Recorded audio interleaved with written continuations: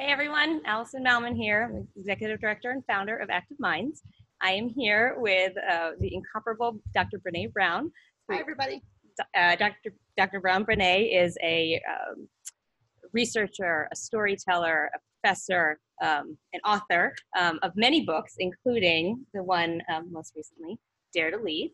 And Active Minds has been undergoing a community read of Dare to Lead over the past few months, and we have so enjoyed and appreciated the opportunity to learn the language and the lexicon of all the incredible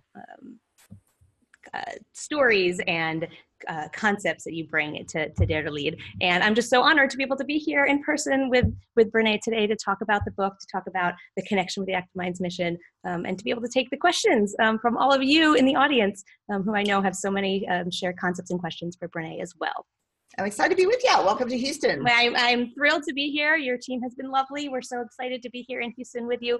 And personally, it's really been such a joy to be able to read the book for myself and with our team. As I said, we've been able to enjoy the language and really bring a language to some really difficult conversations and topics that we talk about often at Active Minds. And the book has also really affirmed for us that we're on the right path and we're doing important work, and gives us a roadmap for how we continue to move in the journey. We are doing amazing work. And I was telling them earlier, I've got a daughter in college, and I am so grateful for people brave enough to step up and have the conversation and lean in and work on taking shame and stigma out of mental health. I mean, it's super grateful for what you do. Glad you're here. Well, that's awesome. And we're really glad to be here. Yeah. And you actually touched on my first question, because you talk about in the book, and you've talked about in other books, vulnerability, and how vulnerability and other soft skills are sometimes seen as weaknesses, and how we're trying to take that language out. And we see that often in mental health, and the concept that seeking help for a mental health issue is also sometimes seen as a weakness. And I'm curious if you can talk a little bit about where that myth comes from around how vulnerability or seeking help sometimes can be seen as weakness, and what we can do to dispel that myth. Yeah, it's funny because I spent a lot of time in my career, probably out of the last 15 years, probably 10 of them, trying to convince people, almost to evangelize about the importance of vulnerability, and how, while the mythology says it's weakness, it's actually our most accurate measure of courage. I mean, literally, actually we measure courage by measuring your capacity for vulnerability. And I had this amazing experience where I was at Fort Bragg. We were working with special forces, and I asked the group this really simple question, which was, the definition of vulnerability is uncertainty, risk, and emotional exposure.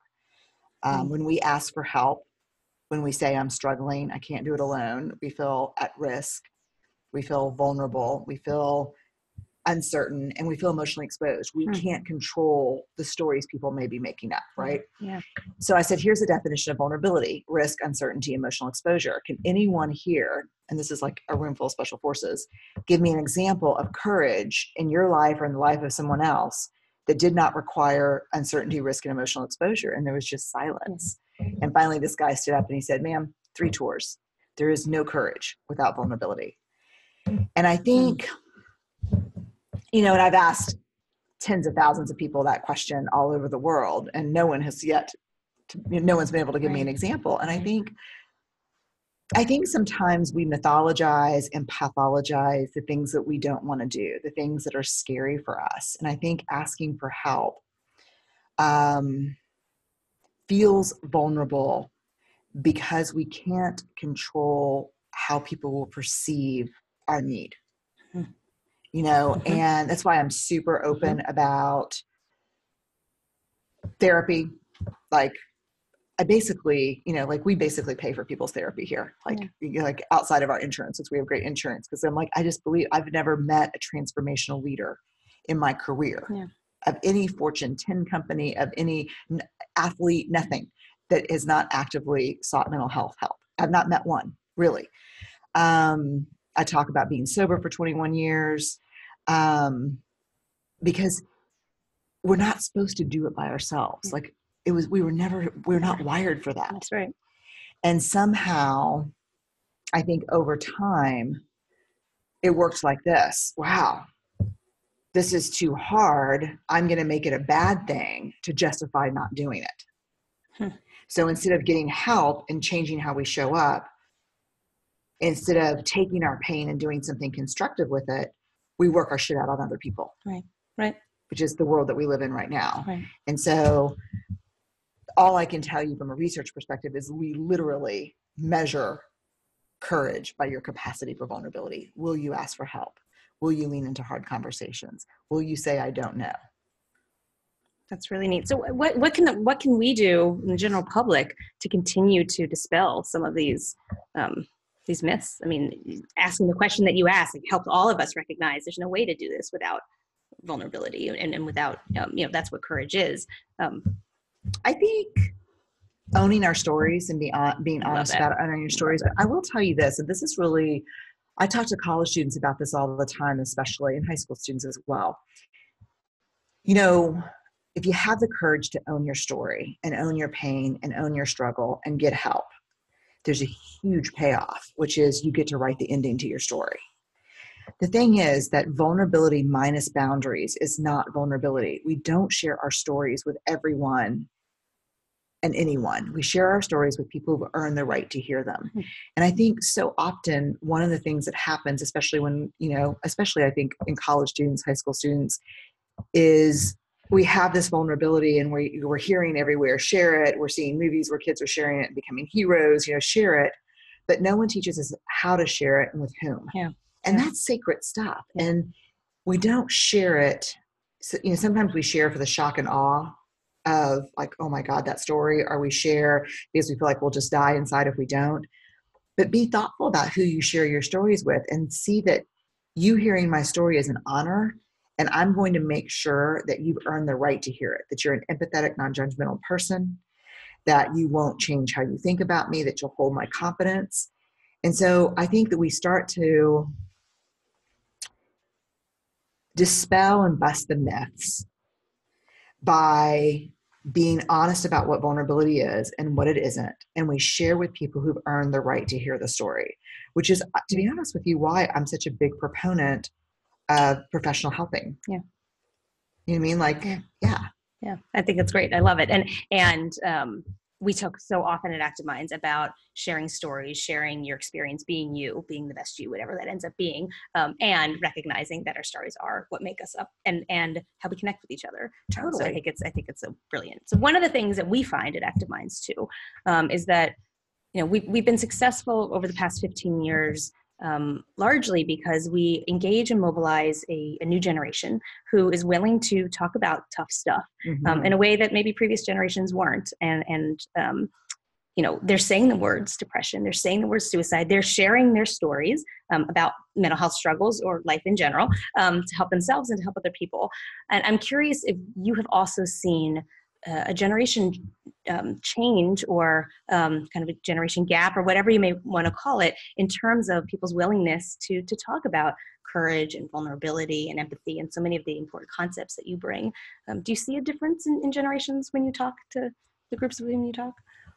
I do. I mean, I think, first of all, I'm like millennials and Gen Zers. I'm such a fan of like that. And I write about in the book, like that whole, like those entitled, privileged. I'm like, I don't get that at all. I get like brave, courageous, willing to lean in, and really low tolerance for bullshit, which I really appreciate, I think, in these generations.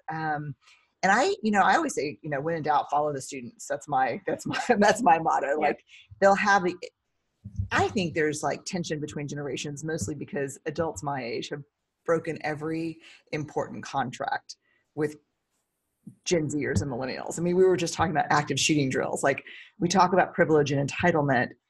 Yet at the same time, there are some kids that have been grown up, they grow up with too many soccer trophies and too much stuff. But then at the other time, there are just kids who are grossly underprotected, undersupported, don't have help. I think that what I appreciate most about Gen Xers, millennials, Gen Zers, I think I'm a Gen Xer, my generation. Yeah, there's some cutoff here. I'm with you. I'm like, wherever I am, I'm up high. What am I? I'm a Gen X, not us. We're still troubled. We're still troubled because we weren't supposed to talk about it. Raised by people who definitely didn't talk about it. Yet we had really high drug, alcohol, divorce, suicide rates. And then we raised y'all. But I think I do see a courage about naming things. And, my people always say, what do you think? Why do you think your work resonates? And I'm like, only because I'm able to name things that we all experience and help people understand they're universal. Yeah.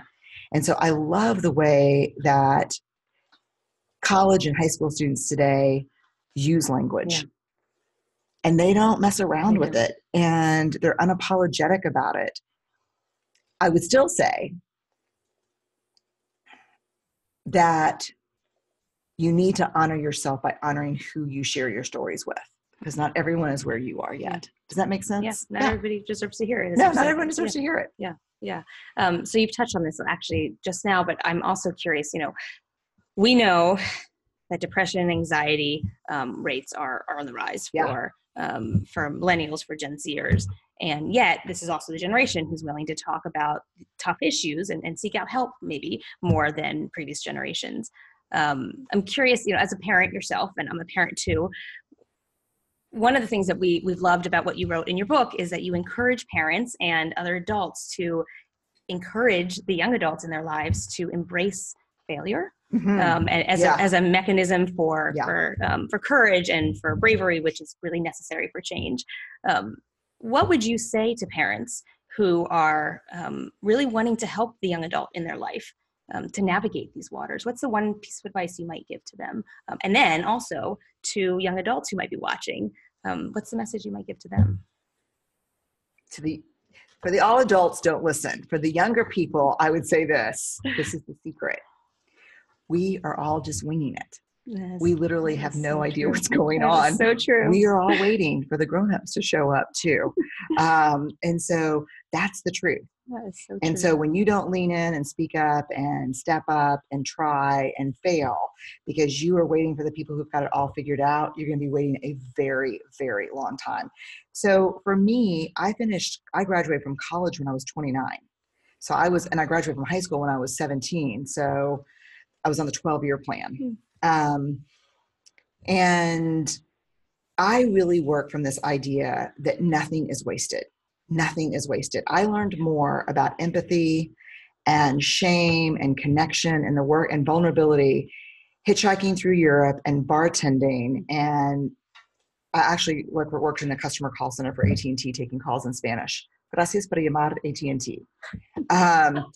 Just as a part-time gig, because I was busy during the day doing nothing.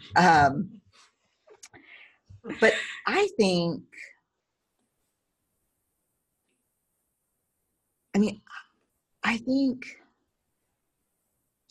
don't hire anyone that can't deal with failure. It's just, and the people who have not worked out in our culture are often people who struggle really with perfectionism. Mm-hmm. And so what I would say to the parents is be age appropriately honest. So if you talk to my kids, if you asked, probably by the time they were 6 or 7, your mom doesn't drink? No, there's a lot of alcoholism in our family. She quit drinking the day she finished her MSW program. She says it's not worth it. She said that, we could be loaded for that kind of stuff. And it's not, I talk to them. They know everything about family history, about depression in our family, anxiety in our family, alcoholism in our family.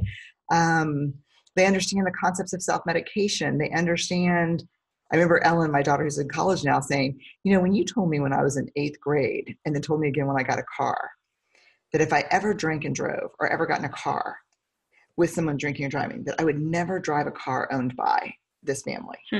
She said, I knew you were deadly serious. Yeah.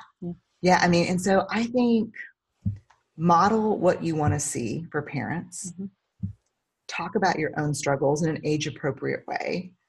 You don't want to scare your kids if they're too young, but you want to be honest. And that's how you take away the stigma. You tell the truth about what you've been through and what you come from. Yeah. Well, I really appreciate that. And I also appreciate, while we laughed about the 12-year plan, it's something that I talk about and we talk about a lot at Active Minds, because young adults especially are kind of trained to go on this 4-year track, right? It's the 4 years of high school, go straight into college, graduate, and then life. And life is when the adult this happens, whatever it is. And yet so many of us don't go through that 4-year track. And yet we all feel like failures the moment we don't, because we think that we're the only ones and there's nobody that we look up to who's admitted, and right now it's admitting, which is a terrible thing to say, but like who's admitted that it took them longer than 4 years to graduate from college, or took some time off before college or whatnot. The vast majority of people are not going straight to school and graduating in 4 years. And yet we're all living life. We're all living our best lives. Had I graduated from college when I was 21, I'd be a cruise director because I liked the Love Boat. like that just doesn't the work. world would miss out on Bren Brown if you were a cruise director. I'm not like, is she advocating for 12 years? I mean, I did pay my way through. So, but I'm just saying, stay curious, learn, and don't join the race to nowhere. I think it's great. Yeah. I think it's great. So you're in one aspect of your life, you're a professor. Yeah. And I know you've taken the concepts of courage, of empathy, and of vulnerability into the classroom. Yeah. And I'm, for the professors and campus administrators and school administrators who may be watching, what is your advice about the usefulness of bringing these concepts into the classroom, and where would you begin to do so if somebody might be interested in doing it? I think, as we talked about before the webinar started, like y'all did a big read of Dare to Lead, and you said the first thing that changed was your lexicon and language. Yeah. I think, look, I firmly believe, and I do most of my work now with corporations, organizations, Fortune 10 companies who are bringing me in because leadership is so much about vulnerability and modeling that.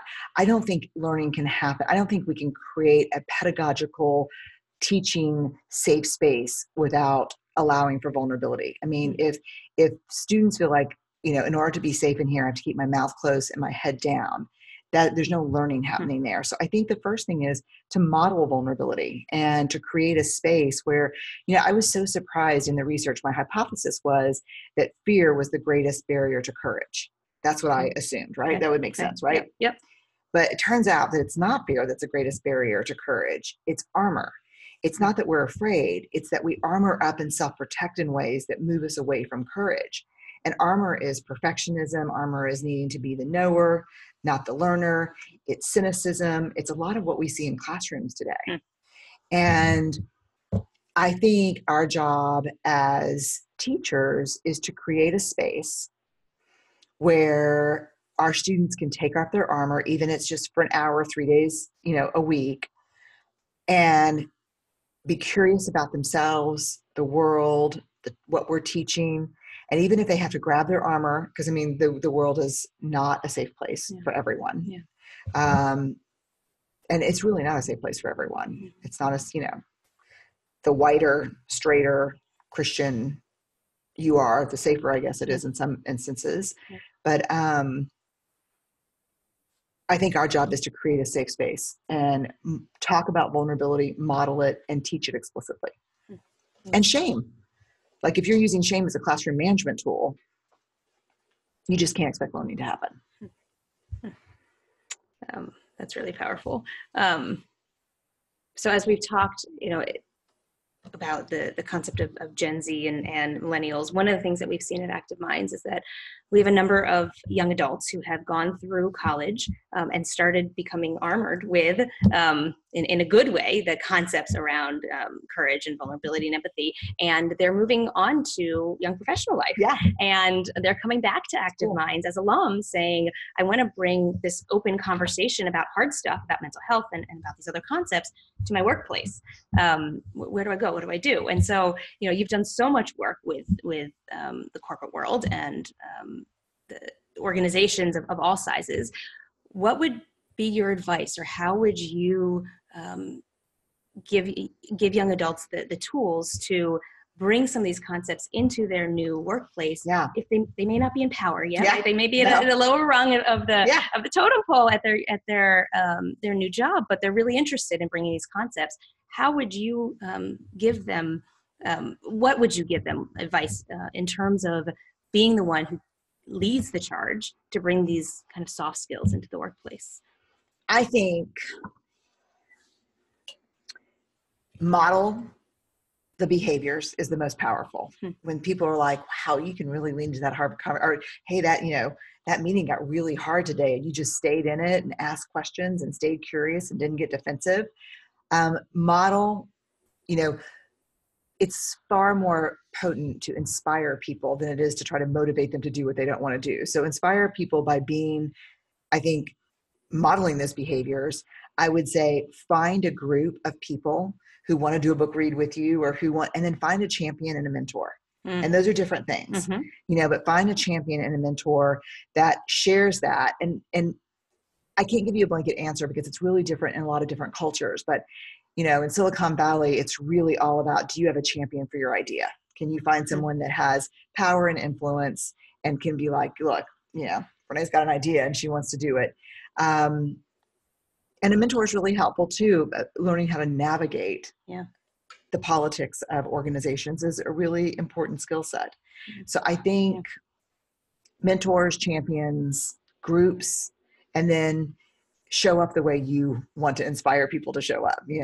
That's a big part of it. Yeah. And you see that even working for folks who may not be in leadership roles. Totally. I think that's really absolutely. Neat. That's really neat. In some ways, maybe you can emerge as a leader in doing so, right? If you're demonstrating the kind of the personality and the characteristics that you want to be, and you want to be seeing in your workplace as a young professional, you can be noticed in some ways even more than those who are buying into the corporate culture that is typical. Yeah, because when we did the study that we use the data for Dare to Lead, we asked leaders across the world from special forces to Pixar, from, oil and gas to philanthropy and nonprofits.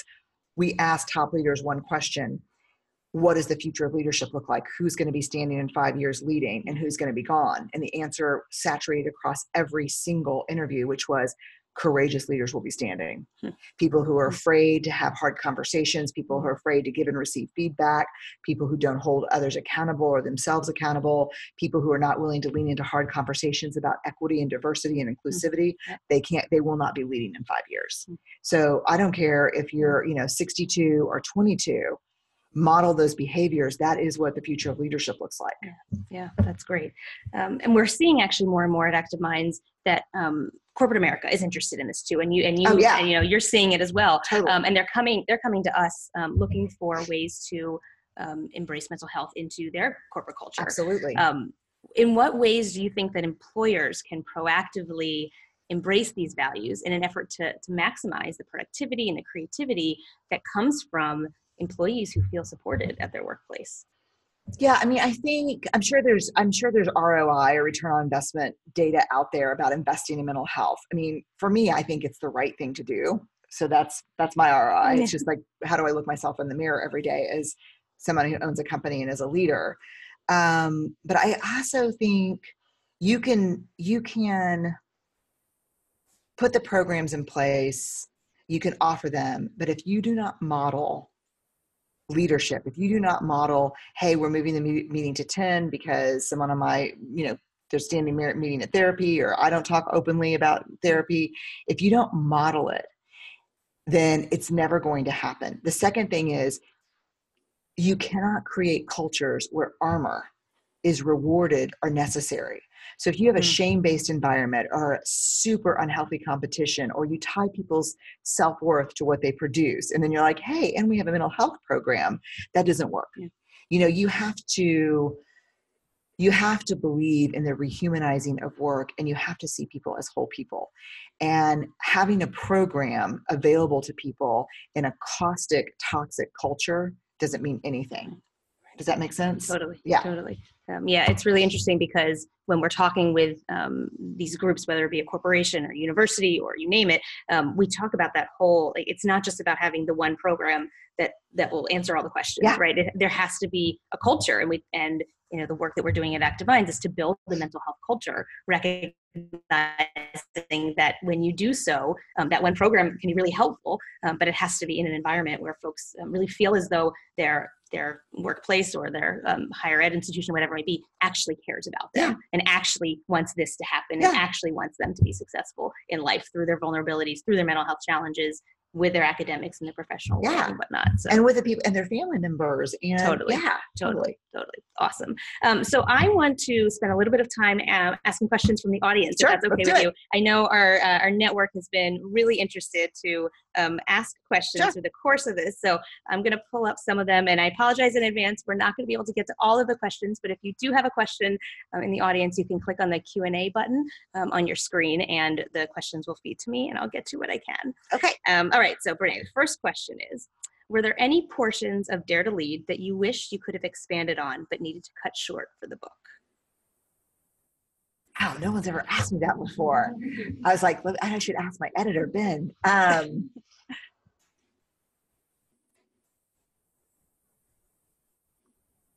don't think so. I mean, I think I can usually go on and on and on about shame.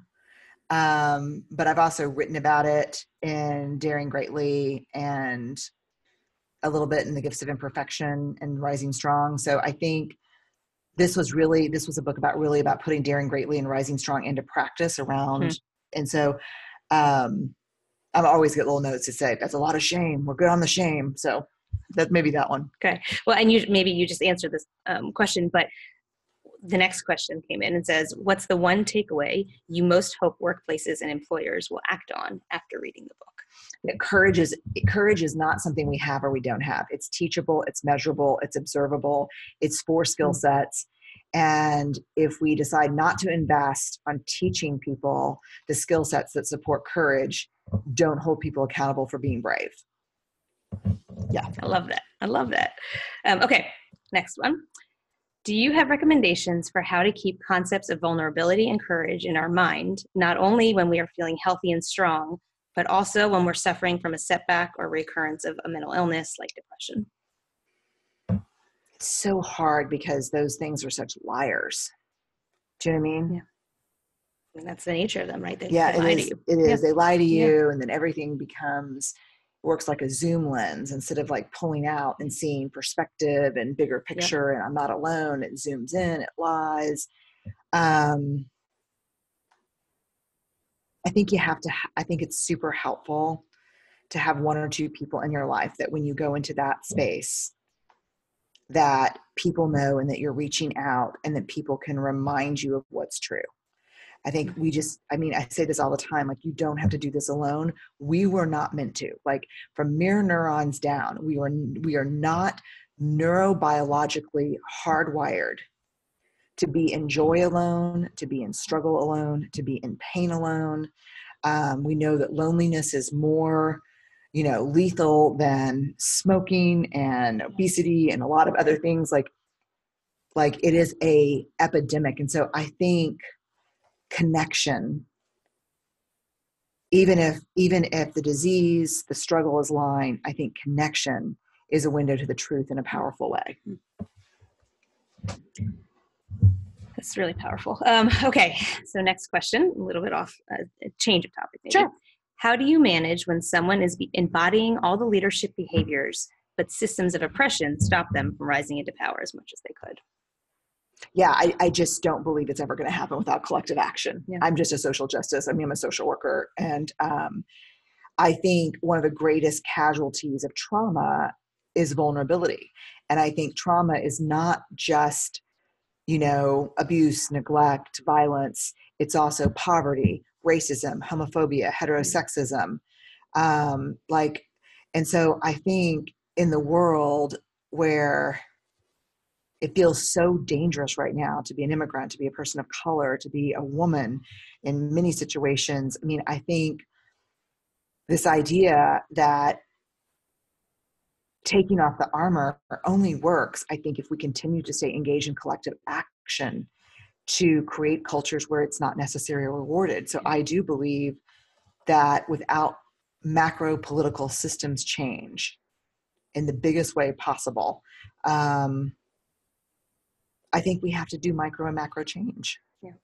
I love, though, what you said earlier also, too, in that even when folks are in that position of being oppressed or being in an environment that isn't going to allow them to rise to leadership in that space, to model it themselves, right? So each of us can start that that snowball of each of us is required to be making some changes in ourselves in order to be able to make some large change, within society, macro, micro, both, that it can feel really daunting, and it can feel really overwhelming, and it can feel like there's no hope, but we can all model it in ourselves and create that hope for the environment, the community that we're in. And connection. And I mean, I think connection, I think these movements that we're seeing, like the Me Too, Time's Up, Black Lives Matter, I mean, I think collective action and connection in systems where no matter what you embody, that there are systemic barriers in place.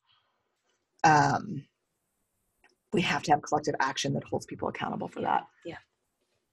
Okay. How has your research helped you become a better leader? What are the obstacles you've come across in the process of becoming authentic, vulnerable leader? It's so much easier to study leadership than it is to actually lead. True that. I don't know. I think it's made me much more self-aware. I mean, self-awareness is like just, I think, the key to great leadership. Like, to understand how your emotions affect you, to understand how your emotions affect other people, to understand what your armor is, to be able to say, here's my armor. This is the way I know I self-protect. And I know it creates a ton of space between people that I'm trying to lead.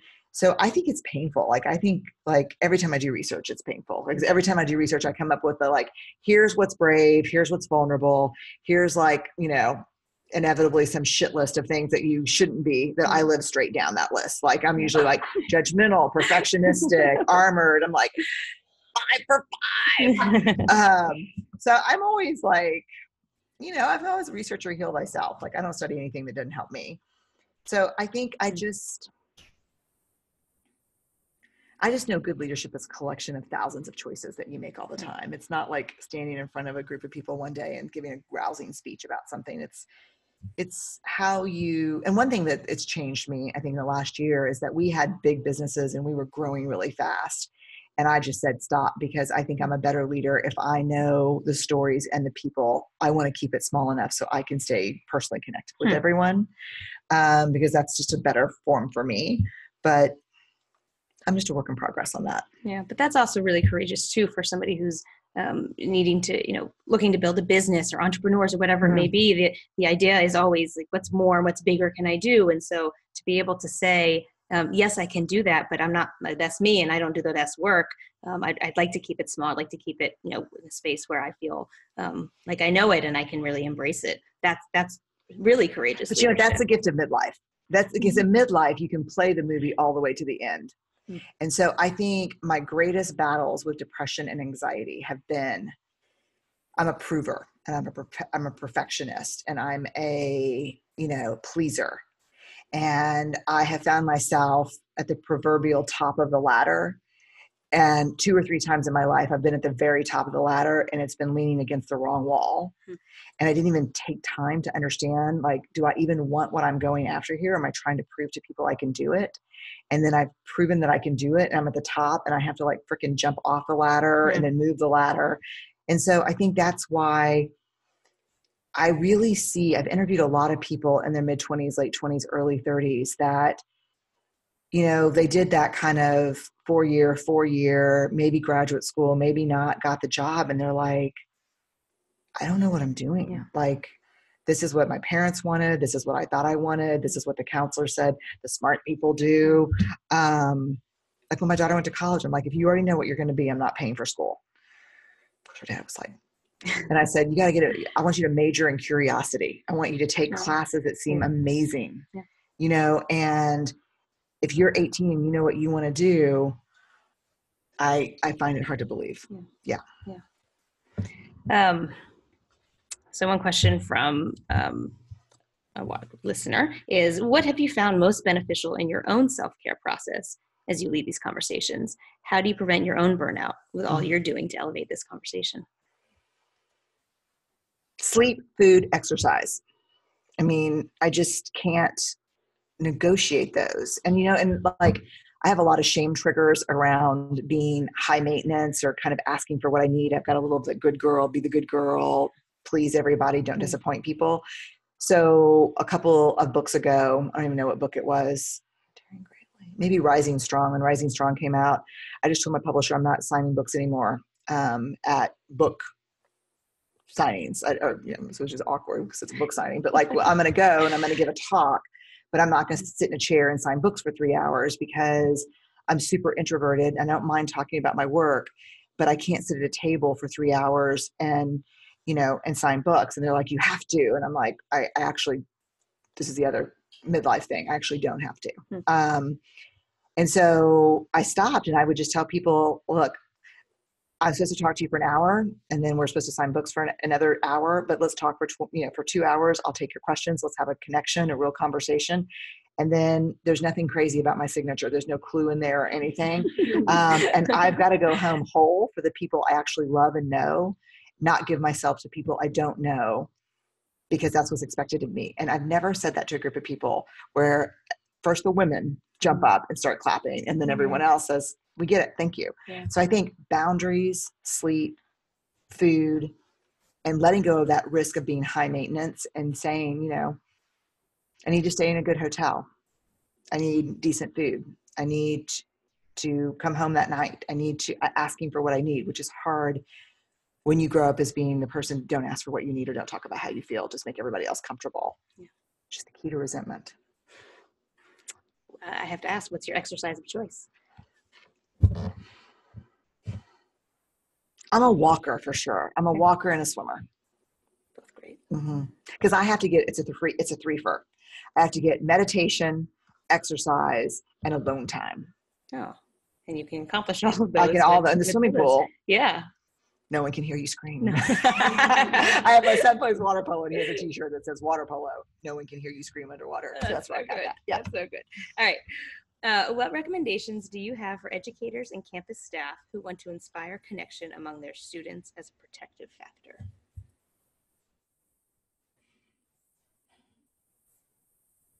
Well, I'll start by saying I think connection is the best protective factor, for sure. I think it's really like for people who commit to doing that in high schools and colleges, I just think you're the bravest, boldest people in the world, including active minds, because you got to meet people where they are. In high school and college, kids are in, weird places sometimes, but you got to meet with them where they are. And I think you have to don't assume, ask them for what they need. I think that they know what they need sometimes more than what I think we know. And so I have a son who's in middle school and we believe in connection as a protective factor. We're really connected with her and him and my daughter, but we know, if you're going to have a hard conversation, no direct eye contact. We have to be playing basketball or driving, or let's watch a movie. And then don't do that thing where you're like, hey, let's watch a movie, Charlie. And I do a thematic movie on what we want, the hard conversation. He's like, no thematic movies. No. So we'll watch Black Panther and then I'll try to make it theme. He's like, no, we're still not doing thematic. I feel connected to you. Love it. We're done. I'm like, okay. Yeah. So I think you meet people where they are, ask them for what they need and stay open to feedback. I really like that. And as you said, that's so much at the kind of the core of what we do at Active Minds, with the idea being, if we're going to change the conversation about mental health and we're going to encourage young adults to speak openly about their stories, we have to bring young adults into the conversation. Yeah. Right? We don't know what needs to happen. And when you ask them what they need and you bring them into it, the world opens up in this beautiful, brilliant way where young adults and youth want to share what they need, and they want to share their stories, and they want to get involved, but nobody asks them. Nobody. Right? It's a very simple thing, but to actually empower them to use their voices and use their stories in a way that they deserve to use, that all the rest of us feel like we are entitled to because we're adults. If we give them the chance to share what they need, they always know. They always know. It's really, I was thinking about I'm thinking about critical for the teachers and the campus. I'm thinking about critical pedagogy and the idea of Paulo Freire and banking education, where our idea is we teach, we bank, we go, we make deposits in kids. We should be able to withdraw anytime and test. And I just think this idea that I'm never closer to Charlie than when we're sitting on the couch and he's showing me the dumbest YouTube videos that him as his friends are obsessed with, and we're let me just tell you, just for all the people out there that know what this means, for all the grown-ups who think I'm speaking in I don't know, tongues or code or something. I watched an entire Marshmallow concert on Fortnite. And it was... What does that even mean? I don't even know what to do with that. I don't know. It's just the Marshmallow concert. I guess Marshmallow's a band. Is that right? And then Fortnite's the game. I like, okay. And we play Galaga and just be so interested in their lives. Yeah. You know what I mean? Yeah. And ask what they care about. Yeah. All right. So here's a question you may or may not be able to answer, but the question is, can you say anything about where your work is headed next? Yeah, I can. We're still doing tons of Dare to Lead work, and we're going to do some Dare to Lead campus work with student leaders, which is really exciting. So that's kind of next. Awesome. We're going to be doing some work with educators this year, which is super exciting. And I am working on a new book, which is all I can say. Awesome. Well, yes. I hope we can be part of the work that you're doing on campuses. Y'all will love. Okay, y'all will love the campus work, and y'all will love the new book. Yeah. We're super excited. We're super excited. Okay, so final question. Yes. If you could give your 18-year-old self one piece of advice using the knowledge you have now, what would you tell her? I know exactly what I would tell her. I would say I was raised to, fifth generation Texan. I was raised to believe that vulnerability is weakness, that you have to, and I was raised with a total double bind of vulnerability is weakness, never be vulnerable, but you must always be brave, which is just impossible, right? Like it's impossible. Right. So I think I would tell my 18-year-old self that my parents are doing the very best they can, but that's bullshit. And that you can actually be brave and afraid at the exact same time. And most of us are brave and afraid all day long at the exact same time. And that's okay.